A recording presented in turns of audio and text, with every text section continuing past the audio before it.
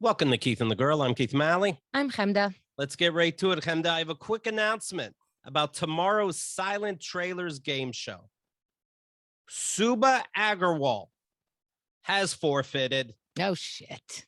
She claims to be worried about Wi-Fi and not having access to a quiet room when the time comes, but obviously she's scared shitless. She should be. Did you see my kill list video, Chemda? I did. I loved it.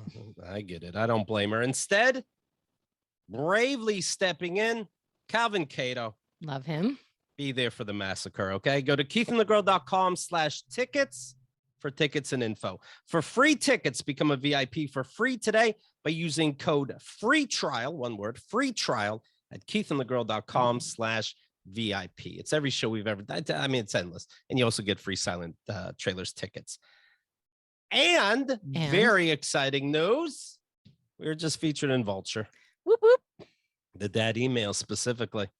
Oh, man, the dad emails like crazy. I tweeted this. I was scream reading this article by the end of it. It was bananas. Because every line I was like, and then this thing happened. That's right. That happened. Sean Malin, M-A-L-I-N. Thank you so much for the article. Chris Gersbach, thanks for help setting it up. Go to keithandthegirl.com/vulture and we'll have that easy link go right to the article. But I'll read you some parts of it. It's a new thing they're doing about comedy podcasts. If you never heard of a specific podcast called Start Here, and we were chosen. And the article says in part, after 15 plus years, okay, we like to say 16 plus, but okay.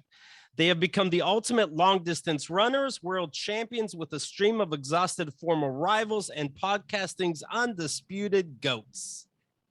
Now, there were a few words in this article that I had to look up.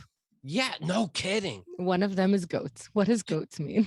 Goats. Well, goats I was proud of. Goats is the greatest animal in the zoo. So it means you're the king. No, I'm kidding. It means you're the greatest of all time. Oh, great. I was like, what could that mean? Good on a It sounds toast. good. It sounds good. Yeah. Yes. It's the avocado of podcasts. And with more than 3,430 episodes. Now, this just came out today, and we're at 3,439. Where do I complain? They have the most episodes ever released of any comedy podcast. Any podcast, you know. The trouble with such longevity, it says, is that it's easy to think of the podcast like Parisians think of the Eiffel Tower. And I'm like, I guess that's what you say for Paris people? For Parisians, yeah. Okay. Yeah. Okay. So far you learned a word. I learned a word. Yeah. Quote, it has always been there. It would always be there. And I can therefore visit anytime I want to. But if Keith and the Girl really is the Paris of podcast, then episode 3138, Man on the Moon Part 1 is its Eiffel Tower, a masterwork. Can I just say, yeah, I never thought we'd be called the Paris of podcasts. Yes. I don't even really truly understand like how deep that poem goes. Mm-hmm. But I'm like, yeah, that sounds like good shit. Yeah. Yeah. Yeah. If a hot chick said to me, nice Schadenfreude, I'd be like, thank you. Thank you very much. Man on the Moon, Part 1 is the first in a 5-part series compiled from dozens of chronological Keith and the Girl interviews about what are now known as the dad emails. And by the way, listener, you can go to keithandthegirl.com/dad and see all those parts right there. And speaking of VIP, have access to everything. Over the course of a year, Malley masqueraded as his ex-wife, Catherine, in order to catfish his own father, a married former priest living in rural Pennsylvania. What a sentence. Yeah. That's the most perfect sentence about the dad emails. When we try to sum that up, it is a mouthful. This guy did it. This is so insane. Keith got the idea when Father Malley betrayed him by writing to Kat behind his back 2 years after Keith's divorce, quote, "Hi, I hope that all is well with you. Don't mean to be exceedingly nosy, but what happened between you and Keith? Your former father-in-law." Ugh. Next thing you know, I ask my ex-wife for permission to act like I'm her. She says, just get on with my fucking life already. I take that as a yes. That's how the fun began. Keith uses his newfound identity to catfish his dad. Father Malley naively plays along, revealing a slew of disturbing revelations to his dumbfounded son, including that he attended a state college, had a secret 6-year crisis of faith, and considered leaving Keith's mother for a millionaire he met on a cruise ship. I forgot about so much of this. Right. Now, make sure you check out the article. I'm just skipping around. Quote, "You're extremely pretty," he says in one email. He suggests that she break up with his girlfriend, Kyle Ocasio, that I do, Keith, because Ocasio has children from a previous marriage, and it's therefore not a done deal. So as he's hitting on my ex, and it gets very sexual, he knows that you shouldn't join one of these, just that water fucking relationships. He knows better than that. They mention all the different people on those shows. Points out that Mike Coscarelli said he advocates for slipping the words clit and cock into an email, which I did, and I just looked up that email. Ready? This is Kat. Now it's out of context, but this is Kat writing. This is me, but it's Kat writing to my dad. Congrats on 51 years. She's congratulating him for being married for 51 years as he's writing disgusting things. Can I ask, in general, in life, is the email, your greatest accomplishments or biggest regrets? This is the only way I can learn about my dad. I appreciate your openness a lot. I think I'm asking if there's a big secret you never told anyone. The other clit I was thinking about this, and I was thinking that what I was ashamed of. It was thinking I'd find solace in a woman. I was cock thinking it could be that simple. Of course it can't. Can I ask if someone ever threw you for a loop? Thank you. And that's the email. And of course it goes on because there's actually 5 parts. This article is only about part 1. I know. Clit and cunt or cock was in part 1. I know. Oh, it's insane. And then Kenda takes over. This article mentions this and wrote an email. Father Malley. I had to look up what he called me. And, right. it turns out it was a good thing. Father Malley, I have a confession. Ever since we've been talking, I've started to attend Sunday Mass. I wanted to connect with the spirituality that you bring up. Well, I fell in love. Not only reconnected love with God, but with a man. This time with an even older man, a man of God, a man who has been good to me, a man who has been emailing kind thoughts and loving help in my time of need, a man who is ... taken. I am overwhelmed by emotion and lust and not sure what to do with my feelings. Embarrassingly yours, Kat. Kanda, my goodness. I forgot that I just started spewing out shit on the show and you started typing and then hit send. Periel Ashenbrand, the 14th and final guest of part 1, is so shaken by this that she refuses to play along, saying, quote, "You guys are fucked up. Your dad is obviously troubled and you guys are fucking with him." But Malley shrugs Ashenbrand off, saying, "I'm good with that." He laughs. Undeterred, Ashenbrand tries to get them to consider leaving the older man alone and to pursue therapy or self-help instead. In the midst of her pleas, this is true. This was in real time at the time.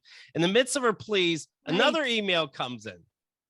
At first, it sounds like Father Malley is finally ready to end his secret exchange with his son's ex-wife and let her down easy. Then comes his final words, quote, "You make an old man's libido jingle." Can I tell you, I not only was there when that happened, I just read that article and it shocked me. And then as you were reading it, I'm like, oh yeah, holy shit. Yeah, and I remember that show, I believe it was on a Friday, because almost like this Vulture article, I'm excited. And I'm like, here, everybody, here's a little thing you get for the weekend. This is fun. I get it, you get it, we all get it. Yeah, I remember that. Besides being easily the most upsetting comedy podcast cliffhanger of all time, that sentence is a keen reminder of how far Kalili and Malley will be willing to go to push one another forward to the big laugh. It's also a fitting end to a groundbreakingly grotesque episode stuffed with 14 on-point comedians and 2 hosts at the peak of the riffing powers. Ooh-wee. Nice. Even after 15 plus years of broadcast. 16! Most importantly, though, the ending raises a key question. Is Keith willing to sext his own dad for comedy? Alas, only part 2 holds the answer to that. Now, Keith, you have to think about not being upset whenever you read the 15 years instead of 16 years. It's like honing in on the one person who's not laughing while you're doing stand-up in a room of 300 people. Sure. So, and 15's the more round number. I'm gonna be fine with that. And I regret the hate video that I sent in. So thank you, Vulture. That's fun. Sean, thank you. KeithAndTheGirl.com/Vulture. You can read the whole thing. Today's guest, fantastic comedian. It'll be the second time on Keith and the Girl.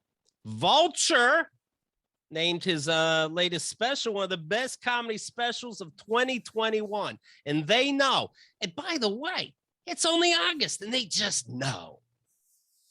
So that's a good fucking album, okay? The Comedy Central special is called Hashtag. It's the hashtag symbol and then parentheses hashtag. The special, the latest is also how many latest is there? This guy doesn't stop. Elusive. And it's comedy with music intertwined, and it all goes together. And I'm really digging the music. Some songs I don't know if I'm supposed to appreciate as much as I think I do, like "Wade in the Waters," you know, almost a full-on Negro spiritual. I'm sitting there singing it.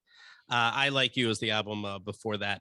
He has performed on he wrote for and performed on the Tonight Show with Jimmy Fallon, writes for Daily Show with, of course, Trevor Noah.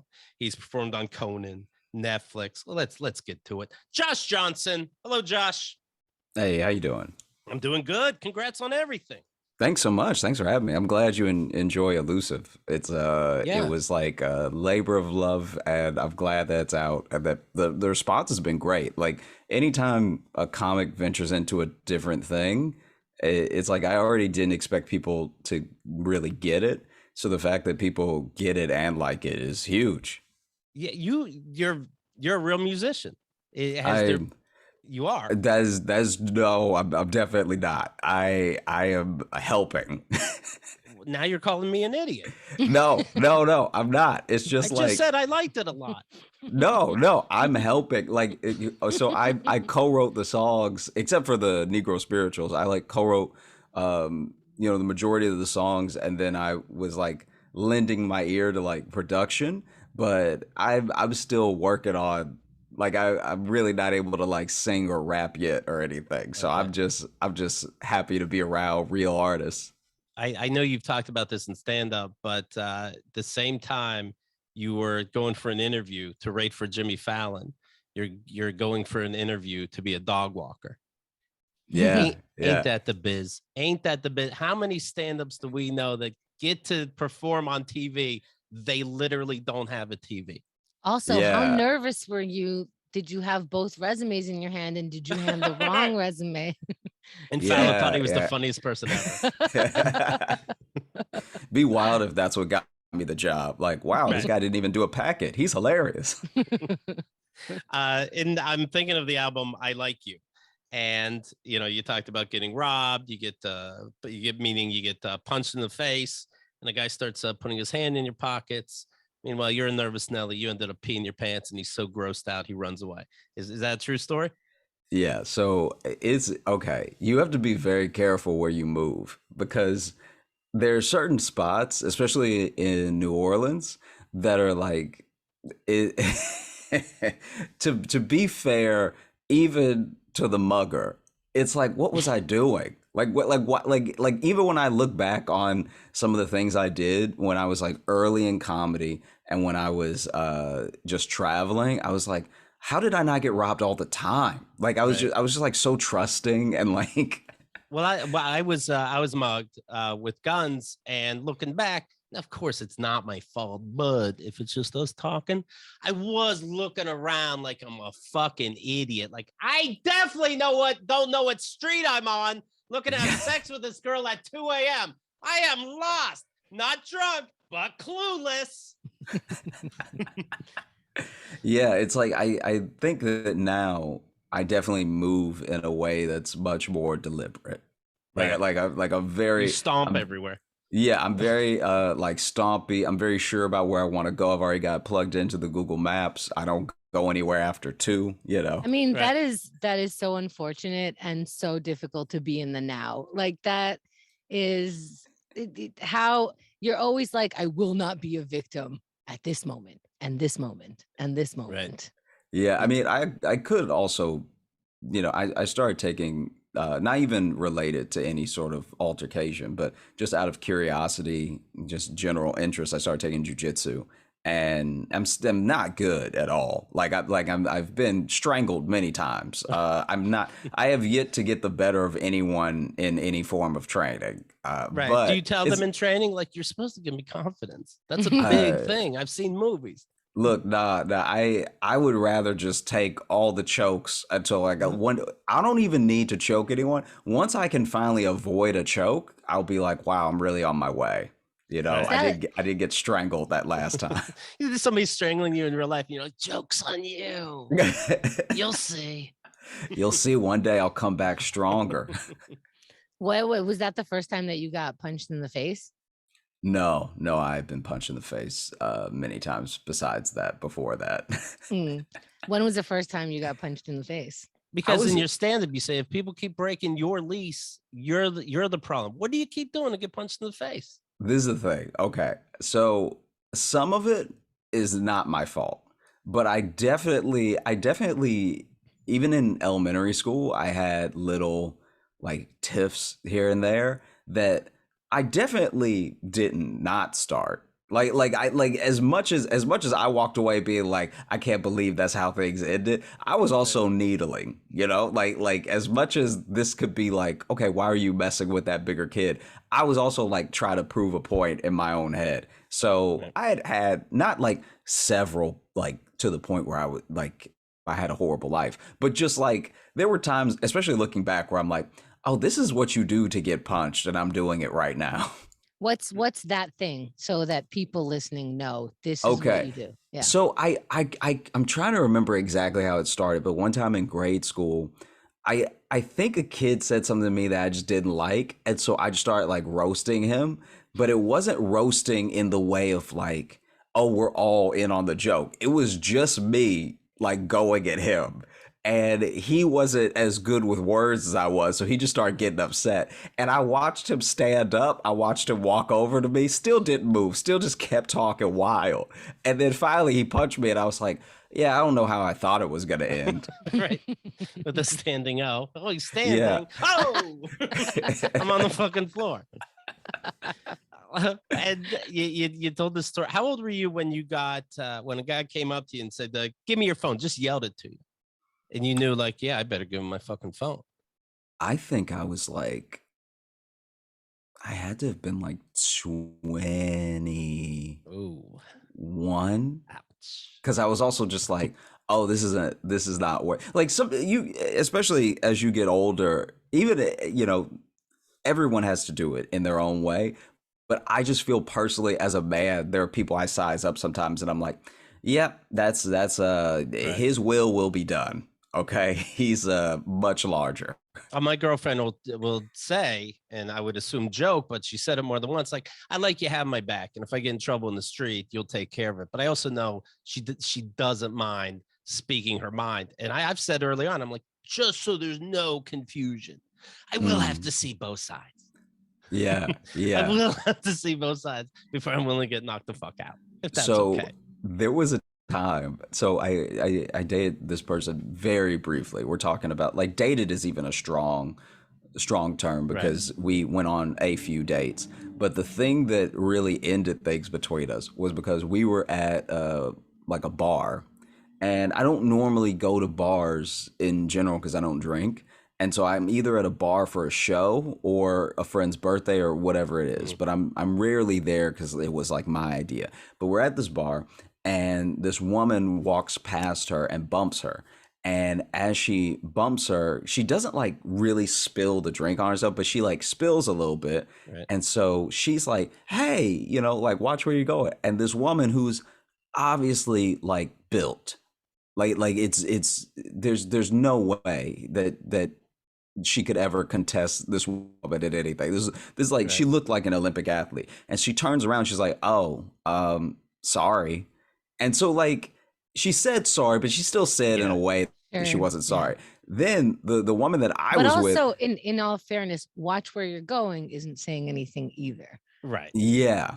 It's like, so then the woman I was with could have just left it alone right there.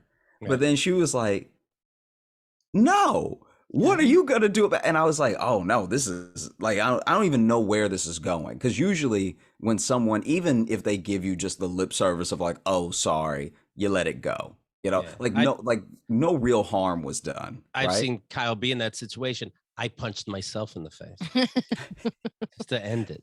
But like, then she's like kind of not going after her, like running after anything, but she was like, no, then has this woman's attention and is like, what are we gonna do about this? And then the other one was like, what are you talking about? It's also a weird thing to be on, like, with the person that's in the wrong, because now the woman that I'm with is going way too far. And so then she's but I like, what are we gonna do about it? And the other woman was like, what are the options? Yeah, like, what are we gonna do about it? What can we do about this? And then the woman that I'm with goes to like really step up, like really press her and ready to fight her. And this bigger woman goes, which is already like, no, right. this woman fights. That's the sigh of a person that is used to beating asses. And so then she doesn't want to take she's like, it's my day off. I don't want to take work home with me. Yeah, it's like, I'm a bouncer, probably, you know? And so then she proceeds to genuinely handle the woman that I was with, like not like ragdolling, but like a good grab, letting you know I'm controlling where you're going right now and everything. And doesn't like punch her, doesn't like, like slap her or anything, but just a nice like shake to like wake her up to the situation she's in. Makes her pour herself a drink. Goes, now take the Coke, mix it, takes her hands like a marionette doll. Very good. And then pushes her back. And pushes her back into me. And so then and then you go, hey, and you act like you're a stranger and you beat your girlfriend up. No, I'm straight up like, oh, we should probably like get out of here. Like this is probably like a good time to go. She pushed you away, so this is where we turn around. And I'll never forget this. She goes, no, this bitch needs to learn. And so then goes forward again and then actually proceeds to like get her ass whooped, right? And so then the reason that we like, obviously I can't be around a lunatic that just starts fights for no reason. But also the thing that I think broke it off attitude wise was because there was still this sense of like, well, why didn't you do anything? It's like, what am I going to do? Reasonably, what am I going to do? Because I also can't fight. Right. Actually, you did do something. You said, I think this is the time where we need to go. Yeah. That's doing, let's wake everybody up to that is doing something. That is my reaction. It is 100% of my reaction. There will be no more reactions other than I'm going. Yeah. Yeah. It's like, I mean, if anything, I kind of just stayed because it was spectacle. Like a part of me was like, I could just leave. But another part of me was like, I kind of want to see how this ends, because she really like went back in there Karate Kid style, where you're like, oh, I guess she's going to like unleash the giant within and like know how to fight all of a sudden. And she didn't like she did not at all. How messed up was she after this? And how much do you have to take care of this person or feel an obligation to it? I mean, not much. Like, once again, this person was like, it was like it's like when you watch siblings fight. So it wasn't like punches and slaps. It was just like, all right, I'm gonna grab this part of your hair and shake you. I'm gonna move you over here and shake you. And then I'm gonna trip you and then I'm gonna walk away. Oh, but it was really nice of her. It was incredibly nice. It was so nice that I'm actually sure she's a black belt in something. Do you thank her? Or does she look at you like, am I gonna have trouble with you? And you just go, okay, goodbye.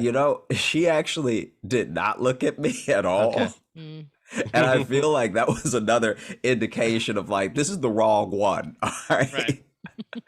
So what how did you say goodbye that night? I know I'm getting really detailed, but how do you?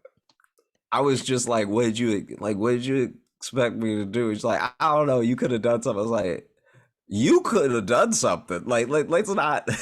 Do you go home together after that? No, not at all. No, do you leave each other right there? There was a little bit of a walk, and then it was like, okay, I'm just gonna go home. Because if that's also what you took away from the situation, I don't know if I want to be around you. Like you ass whooped is like a strong way to put it, but it's like you got handled, and you also were like the one pressing. So it would be different. Like, I don't know what, and I'm being honest here, I don't know what I would do if that woman just ran up and attacked her. It's like, I definitely try to get in the way or something. But like, once again, I can't fight. So then I can just give her time to run, That's all. That's the only options that we have here. But because it was you, like it was you. You had 2 chances to walk away, and you didn't choose any of them. It's like, what did you want me to do? Yeah. It's just weird that you paid for the other woman's bill. Yeah. Just to smooth things over. You know, you gotta. I don't want her coming after me. Well, I bring up so you're 21 years old, you get your phone stolen, and then you realize later that in the meantime, your mom would leave you sweet messages like, "Hey, have a great day. Just know you're loved," etc. And you know, you're living a life. You don't necessarily write back. The thief starts writing back, "Thanks, love you too. I will have a good." He's getting positivity messages and your phone. Yeah, I mean, also, you know, it is one of those things where I'm glad someone got him. You know, my mom's a very loving person, so she needs to spread that love, and I'm glad somebody else got it for a little while. Wasn't too long. Is it weird that you're like the only person in comedy whose mother loves him? I mean, I feel like I've met some other comics moms who I would say very much love them. I don't. Is there like in like the support group of? Like, you have to seek them out, but they're there. I swear they're there. Yeah, I swear that they're around. You know, it's like it must be an anonymous group because you would be surprised. Yeah, okay. It's pretty. They keep the comedy side of what they're trying to do kind of quiet, but they're very loving. Okay. Well, Josh has mentioned. He says, "I'm not alpha. I'm not an alpha guy. I'm not a beta guy. I'm probably 3 before omega. I don't know what I am." Yeah. He gets a COVID test. He's performing. He has to keep getting these. One time you passed out because it freaked you up so much that swab in your nose. You passed out. Yeah, that's fair. Yeah, it was, and you know what it is as well. When the pandemic started and no one knew anything, so you know the experts were like saying a different thing every week, and is it airborne? Is it not? Whatever. The test evolution has changed as we've learned more about the virus. The test has gotten shallower and shallower, but I got one at like the beginning where they were like, we have to poke your brain, like that's and now when I get one, because I still have to get them sometimes and everything, now when I get them, it's under like, your fingernails. Yeah, it's like they basically flick your nose, you know. And smell it. Yeah, you're good. but before, in those early days, they were like truly taking a piece of you away. Right. It's a dumb question, but I'm curious your thoughts. How are you dealing with the new shit's coming back? Are you and Trevor Noah touring? Do you have to check place by place when you're going to perform now? It's just been told if you have an immune compromised disease, you do get a 3rd shot. That's what they're going to be working on. What? Oh, yeah. Wow. I didn't even know that. I mean, I think that, we're getting to the point now where I just take it day by day. I'm sorry. Look at Henda's face. I'm sorry. Holy shit. It would have got to you eventually. I pick up papers early. No, it's just weird timing. I happen to make my future first plans in exactly 2 weeks for my brother to pick me. He has to drive an hour and a half out of his way, pick us up to bring him over to his house. And I'm still thinking I'm taking a chance because his kids are in daycare. Everyone's vaccinated, but the kids are too young. And I'm like, that's okay. We got to make a decision. We got to step outside at some point. And now you just said that. I almost just burst into tears. Okay. So how are you, Josh? How are you going to get there? How are you going to get to the brother's house? That's it. He's picking us up. Okay. So in a car. That's it. So but the kids are not vaxxed, and the kids are now passing it to each other. Not his kids necessarily, but like the kids they're not quarantined anymore. Right. The kids are out in daycare, and they wear masks outside of that, but kids are kids.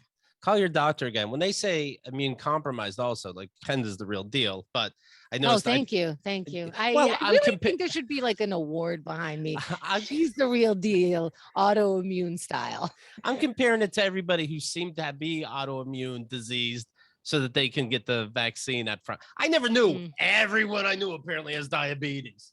I said, do you need the 3rd shot? No, not that kind of immune compromised. The normal kind where I skipped a line. Yeah, apparently like, arthritis could be counted as an autoimmune disease. Sure, like there's a long list. So yes, I am the biggest deal. I have Yeah. myasthenia gravis for anyone who wants to know. Does it keep you guys up in the air on what to do next? Or is Trevor like, I'm working from home forever and we'll figure it out?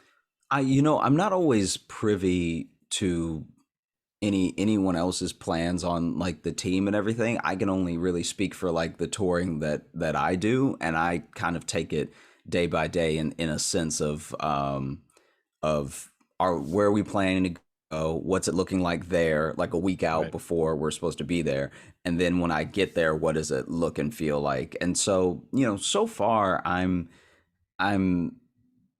looking at the stats, and I read about it and everything. I both read about it for work and I read about it for myself, and I think that for the most part, it's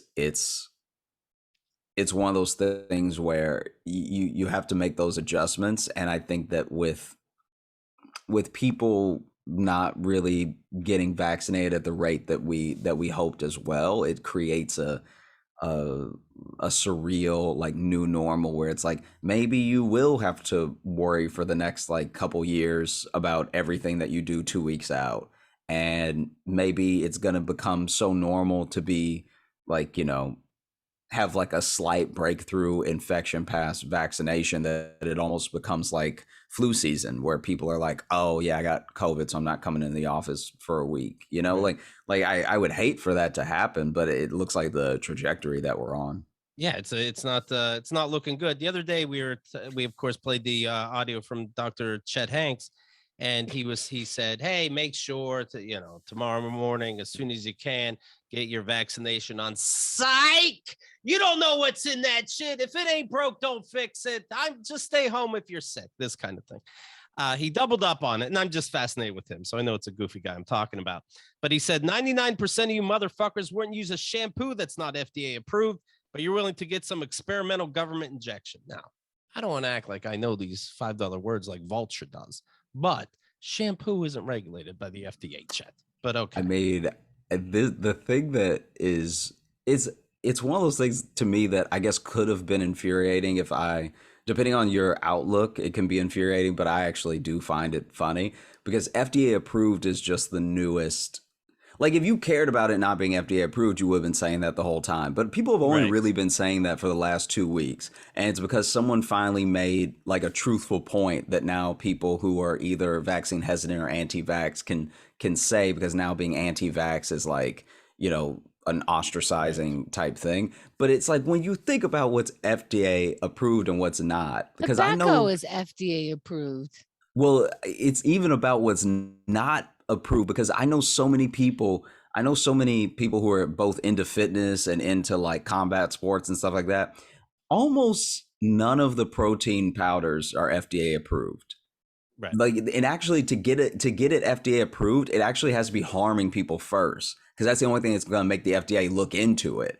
And then they like get their act together and it might get FDA approved. But it like the FDA is stretched so thin with product that most things are like, I don't know. I mean, as long as it doesn't give you cancer in 3 days, then we're gonna let it slide, He says there's more evidence of UFOs being real than vaccines being healthy for you.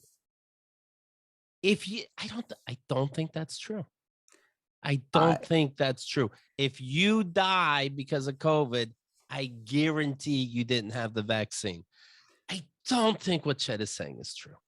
Well, also you gotta take into account because this is fascinating to me, because when you look at history versus now, there are some things that if you tried to invent them now, they wouldn't happen, right? So there are some things like take football, right? If you try to invent football today, right, I don't think you could pull it off.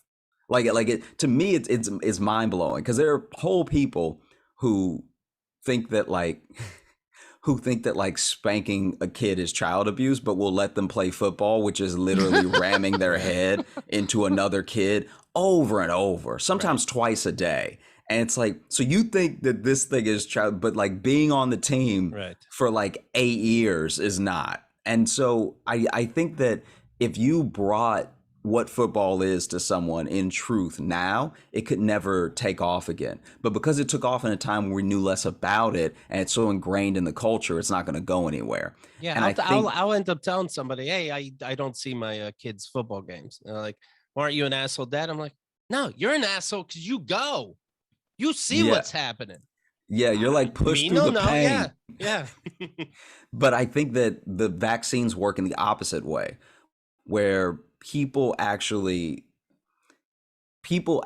don't understand how ingrained they already are. And like for instance, you take some of the people making these like who you're talking about, making these like large claims about vaccines. Right. What they don't understand is for any like immigrant coming to America and like trying to get a citizenship or a green card or anything like that, you have to give so much proof of vaccination before you can really be here that I think it would blow the top off of any anti-vaxxer that thinks that vaccines are wholly harmful or they don't do anything or what. It's like this is already so ingrained in how we operate that what you're saying doesn't make any sense, you know? You're from Louisiana, right? Yeah. What do you follow what's going on there? Do you have family there? I still have a little bit of family there, but most of my family is in Georgia now. And I don't know. This is if I can go on a weird tangent for a second. This is because this blows my mind. Okay. So and it's almost hard to distill because it's so wild. So when you look at the like televangelist sect of Christians, right? So like the big, like Billy Graham style, Joel Osteen, whatever. Right. Joel Osteen doesn't fall as much in the camp, but I'm talking about the like hard line, don't take the vaccine, all those people, right? Right. Everything that they do seems so contradictory to what they believe in. For instance, a lot of these like modern day evangelists believe in like the end times, right? Like they believe in the book of Revelation, the world's going to end, there's going to be an antichrist, whatever, right? If you actually read the Bible, everything that they believe will happen is the same stuff that they don't think is happening now. So like in Revelation, it talks about how like the earth will crack open and all this other stuff, but they don't believe in climate change. It talks about how like thousands will die of like famine and disease, but they don't believe in the virus. It's like it's such a wild like the Are they upset? Maybe they're upset we're stopping God's plan. We're working on climate change. No, I'm telling you what the future will happen. He's like, well, I'm going to make it not happen. You're making God's future not happen. I want to curtail the dragons. No, God's plan is the dragons. It's wild. Cause I also thought that I was like, maybe all of this denying is like some low key scheme to just like bring about the end of the world on purpose or something. But it's one of those things where when you grow up reading the Bible and stuff, you're like, oh, that kind of looks like that.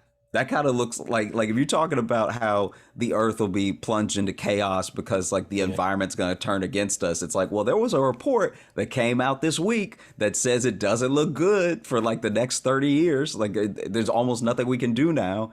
Or it could have been somebody documenting their trip on mushrooms that they happened upon in the field. Like, finally, somebody wrote down what happens in your brain. I'm starting to think it might all be a scam though too. There's that thing I'm thinking about, Yeah. It's just, I don't know. I'm so blown away by that. So then when you hear about how bad the corona numbers are in Louisiana, I'm like, yeah. Cause like, where'd you think they'd be bad? You know, Are they ever upset? Like if I was in Louisiana, I kind of claim that state now. So God damn it.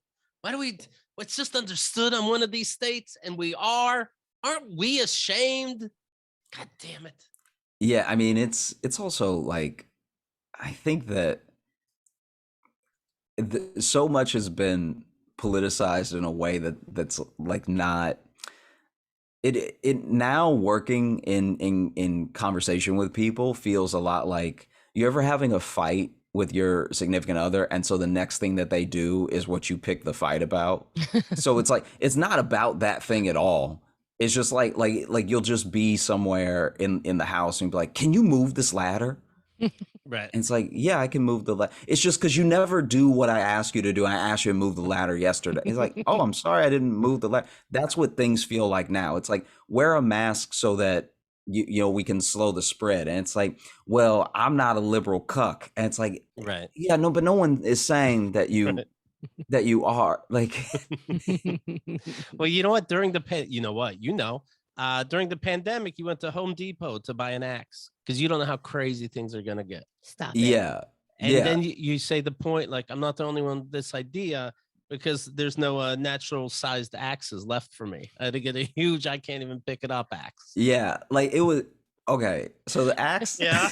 the axe that I had, I'm surprised they sold it to me because I was like, because in my head, I'm like it all felt crazy and it felt crazy as I was doing it, like as they were ringing me up. And they rang me up like it was normal. Even before you ring it up, I think it matters how you carry that axe from where you found it to the register. Right. Like we've seen enough cartoons where like they're dragging it behind them and creating sparks in whatever place, or you carry it like a lumberjack. If you carry it like it's a baby, like how are you carrying it? That's how they should determine if they let you buy it. Yeah, I'm definitely not carrying it with confidence. I'm definitely not carrying it like someone who's gonna be able to swing it. Whenever I go, you're hugging it to the register. Right. Yeah, I'm just holding it, like cradling it, like I guess is this the one? Well, I'm such a pessimist that when I buy tickets to a concert or an airplane, I give it and I almost expect them to go, well, this doesn't work here. And me going, yeah, of course. Why would it? I obviously clicked the wrong thing. Did you feel that way with the axe? Like they're going to say, you can't buy it. And I'll be like, of course, I can't buy an axe. Yeah, I mean, that would have made more sense than what happened. Because what happened was, because you know how when you go to Home Depot and stuff, they ask for your business name and stuff, just because they're building up Home Depot points or whatever. And so I'm like ringing it up. It's already not easy to ring up. It's like, oh, where's the like barcode on the thing? Right. And then as I'm walking out, they're like, so what's your business? And I was just like, this is where they find me out. Right. This. Lumberjacks. And then they just didn't care. They were like, oh, all right, well, yeah, whatever. Have a good day. This is for my comedy act. Yeah. Do you ask in jiu-jitsu, like, hey, is there axe training or anything? I think that so here's the thing. Did you practice in your house? Like a nice solid swing? If I would have, axe throwing had become like a very popular Yeah. Okay. So the only thing I practiced with over the pandemic, and this is embarrassing to admit, but was nunchucks. So I own several pairs of nunchucks. Sure. Because here's the thing. If I send you a video of someone that knows how to like do a nunchuck routine doing it, it's like, it's dazzling. Like it should be on America's Got Talent. Like it's fun to watch. You know? Have you seen, of course, everyone has seen is Bruce Lee with his nunchucks playing ping pong? Yeah. Okay. That will make you buy 3 nunchucks like at 3 a.m. or, you know. Yeah. This was big when we were growing up. My brother, at least one of them at the age of around 13, had nunchucks, throwing stars as well. Mm-hmm. That was big. Yeah. So yeah, good on you for bringing it into your adult life. I mean, you needed hobbies during lockdown and stuff, but it was rough because I initially bought a foam pair because I'm not crazy, you know? Right. And so then I was like, let me just go ahead and learn the moves with the foam pair and get really good. The foam pair broke immediately. Like it broke the next day. So then all I had left was the wooden pair. And I was beating my own ass. Like every mistake you make hurts. And so I was also lucky I didn't break anything. Like I think that would have been the end of nunchucking period if I'd broken something in the apartment. Do you have any video of you trying this out? I would never do that to myself. Oh, come on. What if I didn't even take a video in case my phone got hacked and it got out? Like no one should see how bad I am with this. Trevor Noah said, I don't care what you do on social media, but if you show nunchuck practicing, you're out. Other than that, do whatever you want. But this is my thing. I want to get so good. I plan to get good at it eventually. And then it'll just be like a fun thing that you do is it's one of the most useless weapons known to man, because it's just a broken stick. And it's also like not even good exercise, because it like all it works out is your wrist. Like imagine if you just had like really ripped like Popeye level wrists. That's what you get from nunchucks. But imagine in an apocalyptic world and you are stranded and you could find 4 pieces of wood and string 2 each and then just kind of nunchuck your way through the zombies. That's going to be useful. If I whipped out a pair of nunchucks, zombies would laugh. Like no one that I've told that I took up nunchucks has taken me seriously afterwards. Like I may have lost some opportunities, being honest about my love of nunchucks. Seeing nunchucks, it's funny because when you say practicing, you're showing how you're doing it over your shoulder and all that. That doesn't hurt the other guy. It's almost like, let me go for a run on a treadmill, then I'll punch you. Okay. Like you could just have the attacking all the time. You don't need to do the Bruce Lee stuff. Just hit the other person, hold it, hit again, hold it. You're not going to swing it around your arms. You're not building up momentum necessarily. So there's 2 ways to hurt someone with a nunchuck, right? One of them is like, let's say you do the stuff. It's like you do the salsa and then you kick him in the balls. Okay, I guess your legs were moving, but no, the only 2 ways to hurt a person are if let's say you're doing the stuff and then you get the nunchuck, one in the hand, one under the armpit. Yeah. If they're close, you can whip it like out from under your armpit really quick, and that actually does, like hurt really bad. And the other way to hurt someone is just swinging it like a 3-year-old. Like that's also the only other way. And so I remember I've only ever once in my life actually seen it work. I saw a fight where a dude had nunchucks on the street. This is on the street, and man. And where are we in the world? I'm trying to remember if I was in Chicago or New York yet. Okay, Chicago. But this is the thing. So the dude popped it like up, like a thing I had never seen before. Right. He popped it like up, and he perfectly hit this dude in the chin, and clearly had him out on his feet for a second. And the funniest thing was my man that got hit, like, I don't know why, but like both his arms T-Rex. So he was like just, oh God. And then, I mean, from there it was kind of just like a regular fight, I guess. Like they're not useful. It would be more useful to have a stick. He put the nunchucks away and then they fought. I don't know. No, he didn't like put them back in his pocket like the work here is done. But I think from there he just dropped them and started like hands. I think I'd rather have like a bucket of ping pongs to fight with nunchuck. Yeah. You talked about this. Tell me how true this is. You're curious. Hey, is it? Or you brought up the question: when somebody dumps you, is it worse if they go with somebody that's better than you or somebody that's worse than you?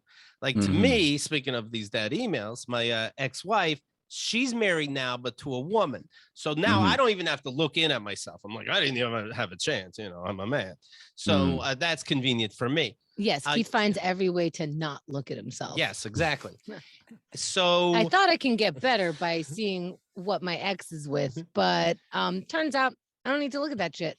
You said you see the ex, and she's with this guy. You say he's a doctor, good luck, and he's spinning a basketball where he's talking about science for some reason. His name was Josh Johnson. Is that true? There are. I've come in contact with several Josh Johnsons in my life, like a lot, like more than you would think. Right. And at that party was one of them. And I go by Josh Johnson. He goes by Joshua. So there's like a slight difference there. But my man really was like, wow, it was too much. It was like he even had the same skin tone. Like it wasn't even like I was looking at like a fully different guy. It was just me, but better. I don't even know how to describe in past the joke how I felt in that moment, because I was just like, this is insane. It felt like I was actually... me feel better. It would make me feel better being like, oh, she's a psychopath. The end. I wasn't even worried about her though. Like there was a part of me that was worried about her and like, wow, I'm like, she's moved on. And She moved on with a guy with my name, whatever. But then there was a part of me that was concerned for me. Because it's like, imagine like you see, I actually look like I'm this dude's Bizarro. That's what's happening. You think the simulation is broken, or that's exactly how it's supposed to be? I think not only is the simulation broken, but I'm his like simulation. Like I'm his nightmare. You're not supposed to be in the same room as each other. No, not at all. Yeah. I was, it is so wild, especially because they were characteristics that I wish I had. It'd be different if, this is what your life looked like if you would have called yourself Joshua. Yeah, if you had eaten more greens, you'd be about 4 inches taller, and you would, be like stacked, and you would understand earth science better. You bring up the point about your granddad being in assisted living. Is he still around? Yeah, he is. My mom's in assisted living now, and it kind of, I don't know what the word is. I never even thought about this, but you brought up when you call your dad, these people in assisted living, they do their best, but they hand the phone off to the wrong person. Mm-hmm. Now my mom can't even talk now. And I want, like, how do I make sure, like, hey, are you sure it's my mom? You're talking to some other old guy. Yeah. They just like handed off the phone. And dude, don't get me wrong, my man was like a sweet man, but I'm not. Right. I'm like, I don't know. like it was also such a chore because it was a real like walk through of like reminding him who I was. And then reminding him that my granddad is his roommate, and then trying to get him to give him the phone. But my granddad, the two things that my granddad really loves now are like just chilling in the bed or watching Westerns. And both of them require him not being bothered. So like, unless the person working there hands the phone to him and it's actually in his hand and he has to deal with it, he's not going to deal with it. Right. No, I got to test my mom now when I call her, but I don't know how. Yeah. You know? Do you get to FaceTime or is it just over the phone? She needs handed the phone. And I see. And then they leave. And it's like, I'm going to hand you to your mom now. And then I hear like, and I'm like, I guess this is the conversation now. All right. So I'll talk. You can't talk back. And hopefully it was you. Is it possible to, because I've heard in some places they, I guess if you give them an iPad or I think it's too overwhelming. It was overwhelming in person. I think it'd be too overwhelming an iPad, honestly. Okay. Yeah. I know she had an iPad in a room and she doesn't use it. The nurse told me. Okay. Yeah. That makes sense. Oh, well, thanks for bumming all of us out, Josh.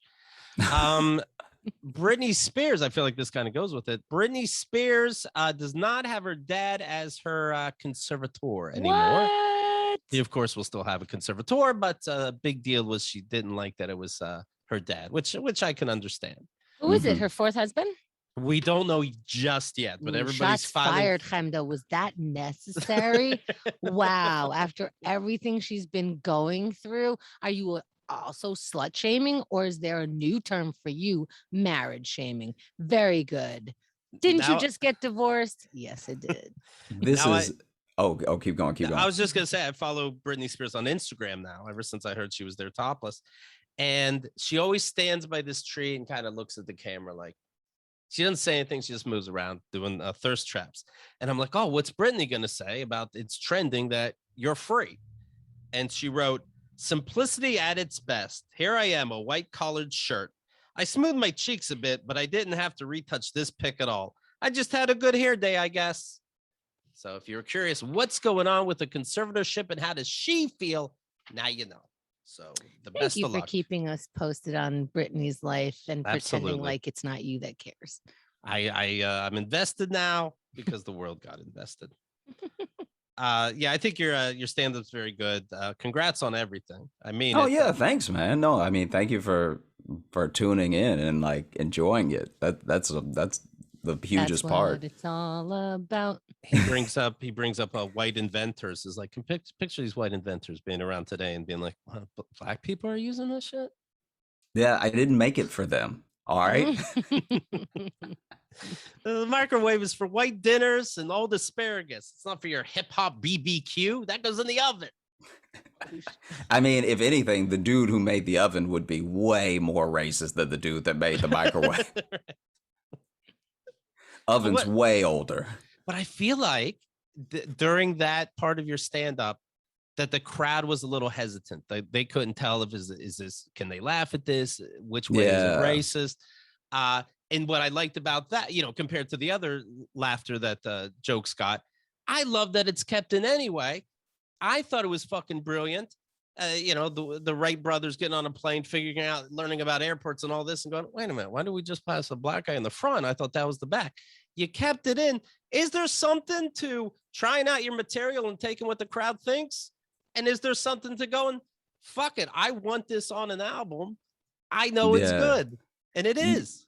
Yeah, I mean, I think that there's like a dual thing happening, at least for me, where you have to not be delusional in that if a thing did not work and everybody hates it, you have to accept that. So you either have to switch up how you do it, or you have to nix it or whatever.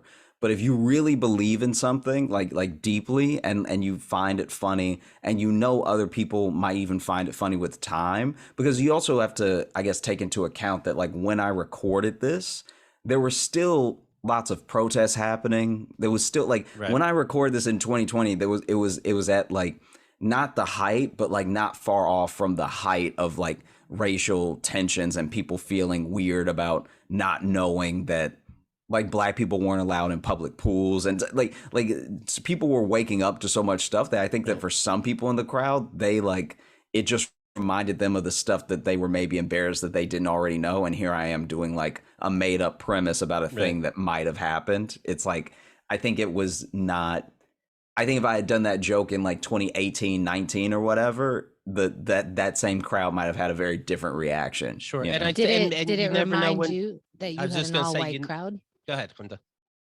You know what's funny? I'm glad Vulture didn't bring this up. But they're very good at knowing when to let the other person go, but sometimes they're sure it's their turn. What were you saying, Quinta? It's your turn. I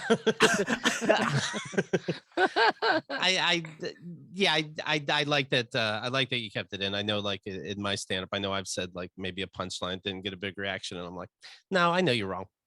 Yeah. You'll well, see. also, Maybe it wasn't today. The thing that I'm finding now with Elusive and with hashtag, and it's probably just going to keep happening because it's, as comics, we deeply care about the whole piece. So the whole hour, the whole time that you're performing, whether you're featuring or you're doing 20, whatever. And reasonably, you can only ask an audience to have a few favorites and remember you. It's like if they remember you, you did your job, because that means you made them laugh and you left an impression. That's great. If they remember something you said, you must have really done well, because they have a favorite thing from remembering you.